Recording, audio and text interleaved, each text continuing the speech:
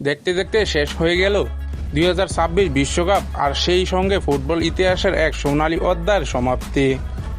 বুক ভরা কান্না, হাজারো ভক্তের না বলা অভিমান, আর কোটি কোটি ভক্তের হৃদয় ভালোবাসা নিয়ে বিশ্বকাপ মঞ্চ থেকে বিদায় নিলেন ফুটবল জাদুঘর লিওনেল মেসি। এটা ছিল মেসির শেষ বিশ্বকাপ, আর কখনই হয়তো কোনো বিশ্বকাপে দেখা যাবে না এই ফুটবল জাদুঘরকে। আজ হাজারো আর্জেন্টাইন ভক্তের মনে একটাই প্রশ্ন, 2030 বিশ্বকাপ যখন আর্জেন্টিনা আবারও মাঠে নামবে তখন তো মেসি থাকবে না, কিন্তু আমরা কি কখনো মেসিকে পাবো? আর ঠিক যখন এই প্রশ্নটি পুরো ফুটবল বিশ্বকে ঘুরপাক খাওয়াচ্ছে, ঠিক তখনই সামনে আসছে আরেকটি নাম, থিয়াগো মেসি। অনেকেই বলছেন ফুটবল রাজত্ব কি তবে এভাবে হাত বদল হতে চলেছে? মেসির পর কি এবার ফুটবল বিশ্ব রাজত্ব করবে তার বড় ছেলে থিয়াগো মেসি? আজকের এই ভিডিওতে আমরা বিস্তারিত জানবো থিয়াগো মেসি কেমন ফুটবল খেলে এবং 2030 সালের বিশ্বকাপে সে কি পারবে তার বাবার শূন্যস্থান পূরণ করতে। চলুন মূল ভিডিওতে যাওয়ার আগে একটি ছোট্ট অনুরোধ করি, আপনি যদি আমাদের চ্যানেলে নতুন হয়ে থাকেন তাহলে অবশ্যই ভিডিওতে একটি লাইক করে চ্যানেলটিকে সাবস্ক্রাইব করে পাশে থাকবেন, কারণ আপনাদের ছোট ছোট সমর্থন আমাদের সামনের দিকে এগিয়ে নিতে সাহায্য করে। নিজের শেষ বিশ্বকাপে স্পেনের বিপক্ষে নাটকীয়ভাবে হেরে যাওয়ার পর আর্জেন্টাইন ভক্তদের দিকে তাকিয়ে ফুপিয়ে ফুপিয়ে কান্না করেছেন মেসি। ঠিক সেই মুহূর্তেই যেন ভক্তরা সান্ত্বনা খুঁজে পেয়েছেন অন্য এক ঠিকানায়। মেসির বড় ছেলে থিয়াগো মেসির জন্ম 2012 সালে।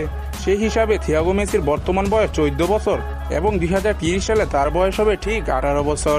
মেসি একজন কিংবদন্তি হওয়ায় থিয়াগো ফুটবলকে খুব কাছে থেকে দেখার সুযোগ পেয়েছে। থিয়াগোর বয়স যখন মাত্র 7 বছর, ঠিক তখনই থেকে সে ক্লাবের বার্সেলোনা একাডেমি প্রথম ফুটবল খেলা শুরু করে। বার্সেলোনাতে সে বড় কোনো প্রতিযোগিতামূলক ম্যাচ না খেললেও এবং বলের ওপর নিয়ন্ত্রণ খুব সহজেই একাডেমি কোচদের নজর কাড়ে। বাবা হিসাবে লিওনেল মেসি তার 3 ছেলে থিয়াগো, মাতেও ও চিরোকে নিজের অবসরের সময় বাড়িতে নিজেই ফুটবল ট্রেনিং করান।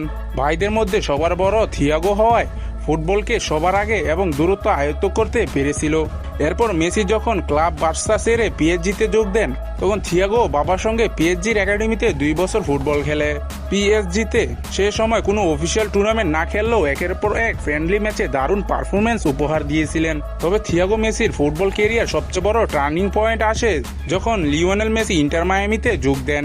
ইন্টার মায়ামি যুব একাডেমিতে ভর্তি হওয়ার পর থেকেই থিয়াগো আসল প্রতিভা বিস্ফোরণ ঘটে। মায়ামির হয়ে শুধু ফ্রেন্ডলি ম্যাচই নয় বরং অফিসিয়াল ম্যাচগুলোতে দুর্দান্ত খেলা উপহার দেওয়া শুরু করে। ফুটবল পাড়ায় গুঞ্জন রয়েছে ইন্টার মায়ামি একাডেমি হয়ে এক ম্যাচে সর্বোচ্চ 11টি গোল করার রেকর্ডও রয়েছে থিয়াগোর ঝুলিতে। শুধু তাই নয়, ইন্টার মায়ামির জার্সি গায়ে আন্তর্জাতিক যুব টুর্নামেন্ট এমআইসি ফুটবল কুপার অনূর্ধ্ব 14 এর শিরোপা জয় করেছে সে। ফাইনাল ম্যাচে তার দুর্দান্ত পারফরমেন্সের সুবাদে প্রতিপক্ষকে হারিয়ে চ্যাম্পিয়ন হয় ইন্টার মায়ামি। তার মাটি নিখুঁত বল কন্ট্রোল, অসাধারণ ড্রিবলিং, চোখ জোড়ানো অ্যাসিস্ট এবং গোল করার ক্ষমতা দেখে ফুটবল বিশেষজ্ঞরা অনেকেই তাকে ভবিষ্যৎ সুপারস্টার হিসাবে দেখেছেন। সামাজিক যোগাযোগ মাধ্যমে থিয়াগো মেসির বিভিন্ন ম্যাচের গোল ও স্কিলগুলো ইতিমধ্যে দারুণ আলোচনা জন্ম দিয়েছে। তার এই বর্তমান পারফরমেন্স এবং বয়সের সবকিছু বিবেচনা করে আর্জেন্টাইন ভক্তরা বুক ভরা স্বপ্ন দেখেছেন 2030 সালে বিশ্বকাপে হয়তো লিওনেল মেসি মাঠে দেখা যাবে না, কিন্তু তার জায়গায় আর্জেন্টিনা জার্সি গায়ে ঠিকই জোর তুলতে পারেন থিয়াগো মেসি। মাত্র 14 বছর বয়সে থিয়াগো যেভাবে নিজেকে প্রমাণ করে চলেছে তাতে আগামী কয়েক বছরে সে নিজেকে আরও পরিণত করে তুলবে, এতে কোনো সন্দেহ নেই। বাবার অসম্পূর্ণ স্বপ্ন পূরণ করতে এবং কোটি কোটি ভক্তের মনে স্বস্তি ফিরিয়ে দিতে থিয়াগো মেসি কি পারবে পরবর্তী প্রজন্মের আর্জেন্টিনার নতুন এক ফুটবল জাদুকর হয়ে উঠতে? আপনার কি মনে হয় থিয়াগো মেসি কি পারবে তার বাবার মুখ উজ্জ্বল করতে এবং আর্জেন্টিনার হয়ে মাঠে নামতে? কমেন্ট করে অবশ্যই আপনার মতামত জানিয়ে দিন। ভিডিওগুলো ভালো লাগলে লাইক ও সাবস্ক্রাইব করে আমাদের সাথেই থাকুন। ধন্যবাদ।